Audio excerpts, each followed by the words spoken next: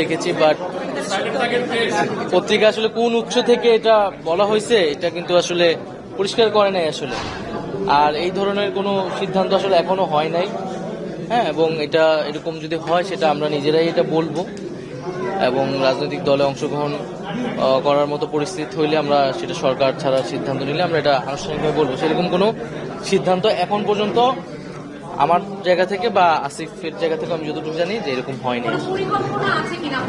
রাজনৈতিক দল গঠনের না, এখনো আমরা এটা ভাবিনি। আমরা তো সরকারের কার্যক্রমই করতেছি।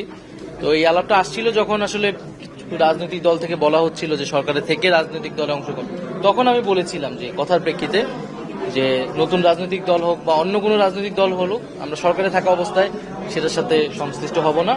এখন পর্যন্ত আমাদের এরকম কোনো সিদ্ধান্ত বা পরিকল্পনা আসলে হয়নি। যে বিষয়টা জানাচ্ছিল যে নিউজটা আপনি বস্তুনিষ্ঠ সংবাদ